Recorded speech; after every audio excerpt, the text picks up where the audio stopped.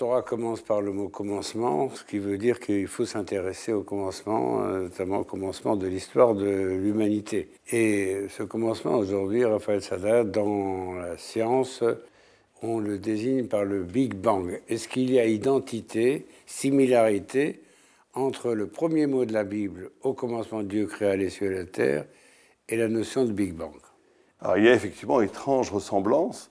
Et ce qui est extraordinaire, c'est que si nous, depuis des millénaires, le peuple juif proclame l'unité de Dieu et le fait que le Dieu est un Dieu créateur, vous savez qu'une des grandes discussions avec les Grecs, avec Aristote notamment, c'était est-ce que le monde est éternel dans le passé, le cosmos est-il intangible, la matière. Aristote pensait que la matière avait toujours existé, il n'y avait pas de Dieu créateur. Exactement. Et la grande révolution du monothéisme, c'est de dire il y a quelqu'un qui a créé le monde. Exactement. Mais ce qui apparaît aujourd'hui à la science découvre un monde qui est créé aujourd'hui avec les dernières découvertes qui datent de qui ont été proclamées. Ils ont été découverts il y a 2 ans, mais qui ont été dites à la presse il y a à peu près quelques semaines.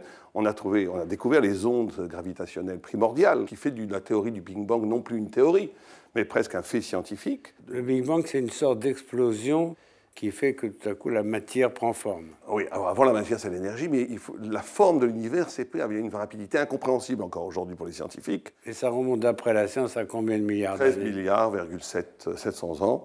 Ils sont très précis. Ils sont très précis, et on dit qu'entre le moment zéro et le Big Bang, il y a eu une fraction de seconde d'un milliardième, de milliardième, de milliardième. Bon, alors bon, c'est extraordinaire. Alors, ce qui est intéressant, c'est que face à ce constat aujourd'hui scientifique, il y a des questions métaphysiques qui se soulèvent. Alors, là, on voit que le monde a été créé. Alors, qu'est-ce qu'il y a avant? La théorie la plus simple, on va dire, l'évidence, c'est qu'il y a un Dieu créateur.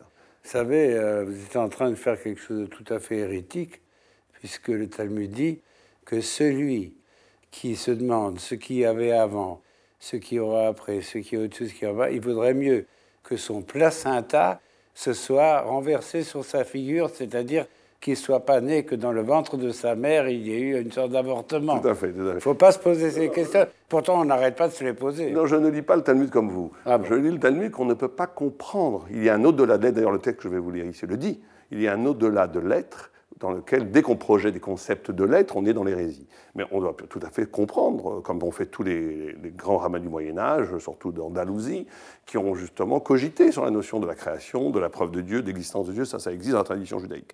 Donc on a effectivement 2 possibilités aujourd'hui, théoriques. Une d'un Dieu créateur, et certains scientifiques qui ne veulent pas admettre l'évidence divine disent non, non, non, on a inventé un nouveau concept qui s'appelle le multivers.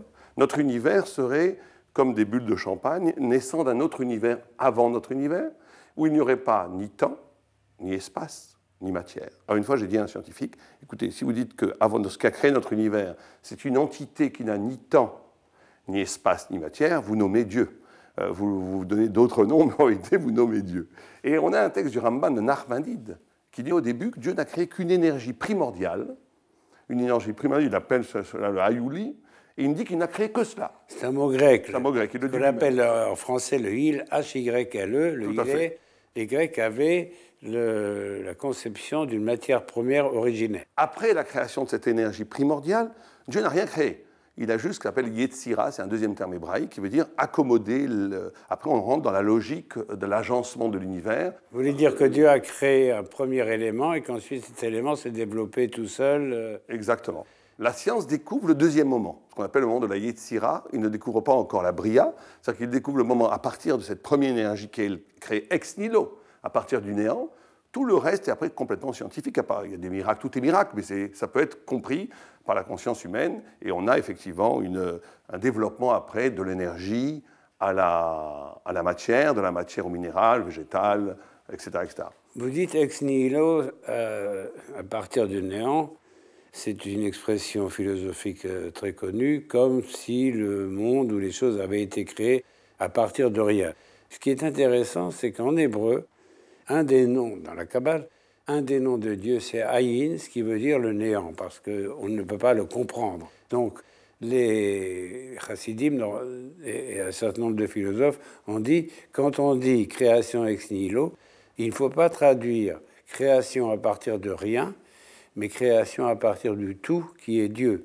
Le néant, c'est Dieu, parce que c'est le néant de la pensée, parce que nous ne pouvons pas concevoir ce qu'est Dieu. Voilà. Toute pratique de savoir dans le judaïsme passe par l'expérience du néant. On ne peut pas arriver à un vrai concept, à une vraie idée, si on ne passe pas d'abord par s'abîmer, par détruire toutes les références anciennes, par le cheminement d'une néantification, pour qu'apparaisse le concept que penser dans la Torah, réfléchir, c'est recréer le monde. Mais je voudrais vous lire ce texte. Une scission s'est apparue, et un point très mystérieux et indéfini. Au-delà de ce point, l'état de l'univers est totalement inconnu.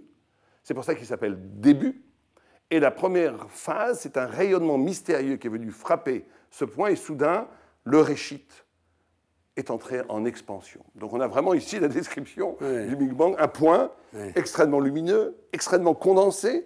Dieu a frappé ce point et dit, ce que les scientifiques cherchent, pourquoi l'instant zéro, ça on ne le sait pas encore. Donc il y a un point de création qui est un point avec une énergie extraordinaire que la science décrit, et il faut dire que ça correspond aussi dans la pensée juive au nom divin. Le nom divin commence par la lettre Yod. Or, la lettre Yod, c'est la plus petite lettre possible de l'alphabet. C'est juste un point noir. Donc, comme les 4 lettres du nom de Dieu sont censées être le logiciel de la création. Il y a 4 phases dans le monde. La Kabbale distingue 4 mondes, le monde de l'émanation, de la création, de la formation, de l'action, etc. Toujours, toute la structure de l'univers repose sur ces 4 lettres. Et la première lettre, le Yod, c'est donc le petit point d'énergie fondamentale à partir duquel a eu lieu l'expansion de l'univers. C'est très important ce que vous dites, parce que vous avez parlé de logiciel. Alors, vous savez que la grande discussion qu'il y a entre la Torah et certains scientifiques, pas tous, beaucoup sont en accord avec la Torah, c'est qu'est-ce qui précède quoi? Est-ce qu'on a avant tout un logiciel, Istakla Boraita Vebaraita Alma? Est-ce qu'avant tout on a la Torah? Ça veut dire, Dieu se traduit, Dieu a regardé dans la Torah et il a créé le monde. Il y a cette idée qui n'est pas facile à comprendre, qu'il y a une Torah céleste qui est au fond le logiciel de l'univers, et Dieu a regardé ce programme, et avec ce programme, il a créé le monde. Oui, tout à fait. Mais en vérité, la vraie discussion, c'est la suivante. Est-ce qu'avant tout, on a matière? Et que la matière, en se développant, va créer de l'intelligence, de l'esprit, de la pensée, de la spiritualité, de la religion. On a une vision du monde où le point de départ est une énergie, l'énergie devient des atomes, les atomes font des molécules, les molécules font du minéral, le minéral font du végétal, végétal l'animal, l'animal fait de l'homme. À un moment donné, un singe lève la patte et arrive à l'accès de la pensée fait des systèmes de pensée, et on arrive à une spiritualité. C'est une vision matérialiste, on peut dire, puisqu'elle signifie que tout n'est que développement de la matière. Exactement. Le cerveau humain, c'est aussi de la matière, et donc tout vient de la matière et va vers la matière. Exactement. Cette pyramide, vous l'avez tout fortement bien dit, dans cette pyramide, la base de tout est articulé autour d'une logique matérialiste. C'est ça. La Torah dit le contraire, la science aujourd'hui découvre le contraire. Donc ce que la Torah dit, que l'esprit, la loi, l'abstraction, la vérité permet à la matière de s'organiser, est vérifiée elle aussi par la science. Et donc dans le premier mot de la Torah, Dieu créa un commencement, au commencement il créa les cieux et la terre, il y a déjà l'idée qu'il y a un but, parce qu'on ne commence pas quelque chose si on n'a pas un but. Donc le seul fait de dire qu'il y a un commencement, qu'il y a une création, renvoie à un Dieu créateur et renvoie à un homme qui doit être attelé à une tâche sur la terre. Tout à fait. Et c'est aussi la garantie de la liberté. Parce que dans la première vision du monde, où tout commence par la matière, il n'y a pas vraiment de liberté, puisque tout est une articulation de causes et d'effets qui ont créé des hommes. Donc vous allez dire Hitler ou Moïse, à la limite, Hitler, c'est là une molécule de milliards d'années qui a fait un cheminement et qui est arrivé à ce qu'il est arrivé. Et lui a eu de la chance, c'est arrivé différemment. Donc la liberté est annulée. Or, si on dit qu'il y a quelque chose avant la matière, il y a un dédoublement, ce qu'on appelle en hébreu le kafoul, le double. Il y a donc ma vie ici-bas, mais il y a aussi ma vie vécue comme une éternité. Vous savez qu'il y a une faute d'orthographe, entre guillemets, dans la Torah, quand on dit la création de l'homme, Vayatser, avec 2 yud. Oui. Il y a énormément de commentaires, l'homme, la femme, le bien, le mal, le haut, le bas, mais Rachid dit 2 yud. C'est ça, dans le mot « il créa voilà. », il y a 2 fois la première lettre du nom de Dieu. Exactement. Bon, le Talmud analyse ça en disant que ça signifie qu'il y a une dualité chez l'homme. De même que nous avons 2 ventricules et 2 oreillettes, tout est double chez l'homme. Il peut faire le bien, il peut faire le mal. Mais cette dualité rachidi renvoie à 2 dimensions dans l'homme. Une d'éternité et une dans ce bas monde. Et la grandeur d'un homme est mesurée dans sa capacité d'unir ces 2 dimensions. Un homme qui serait complètement défini par son itinéraire psychologique, familial, économique, sociologique, serait coupé de sa vraie vie. Un homme n'est un homme véritablement quand il est capable d'organiser sa vie, de se vivre comme un immortel. Est-ce qu'on peut dire qu'il n'y a aucune contradiction entre le récit de la création de la Torah, au commencement, Dieu créa les cieux et la terre, donc il y a un Dieu créateur, et la théorie du Big Bang? Moi, je pense qu'il n'y a aucune contradiction, et au contraire, que la théorie du Big Bang corrobore totalement la notion de la création. Toute la philosophie, la pensée commune qui était née du XVIIIe, du XIXe siècle, qui voyait le monde comme un monde stable, éternel, le primat de la matière, est en train de s'effondrer pour laisser apparaître une lumière originelle qui n'est autre que le message biblique que les Juifs annoncent depuis 3000 ans. Oui. Alors cette notion de commencement est tout à fait fondamentale, d'abord parce que ça signifie que le monde a un sens, puisque si on commence quelque chose, c'est pour continuer. Et deuxièmement, il y a un très célèbre texte dans lequel Rabbi Abahu dit « Au commencement, avant la création du monde, Dieu était seul avec son nom. » Alors on se pose la question, qu'est-ce que ça veut dire? Qu'est-ce que c'est que le nom de Dieu? Or, numériquement, son nom, Shemo, a la valeur numérique de 346. Et 346, c'est aussi la valeur numérique du mot volonté. Donc quand on dit Dieu était seul avec son nom, il faut traduire Dieu était seul avec une volonté. C'est-à-dire la question posée est la suivante. Qu'est-ce qu'il y a avant le monde? Eh bien, il y a Dieu. Il n'est pas seul. Il y a Dieu, mais le fait que Dieu soit, qui est de l'être, implique qu'il y a aussi une volonté.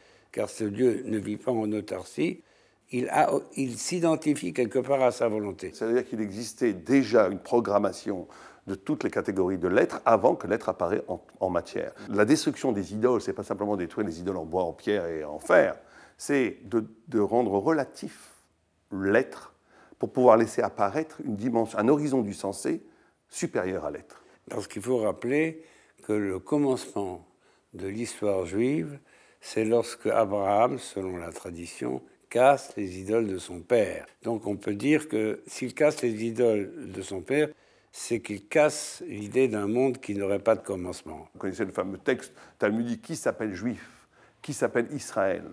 Tout celui qui combat l'idolâtrie. Le Talmud donne la dignité du nom d'Israël à n'importe quel nom juif, qui s'inscrivrait dans cette volonté de faire luire dans le monde l'au-delà du monde. C'est ça être juif.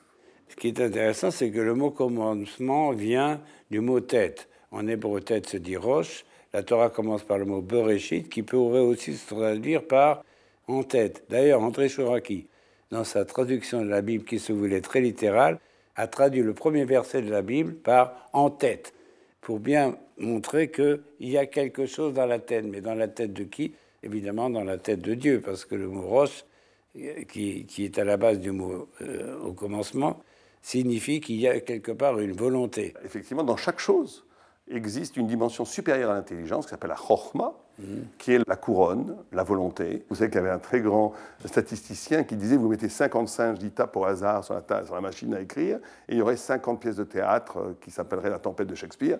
Et il faudrait ça 1 milliard de fois pour que le monde soit créé tout seul. Donc je dis à ces scientifiques qui croient que le monde s'est créé tout seul, écoutez, vous avez beaucoup de foi, vous avez une foi tout à fait admirable de croire que le monde peut venir comme ça tout seul. Merci beaucoup, Raphaël Sadin.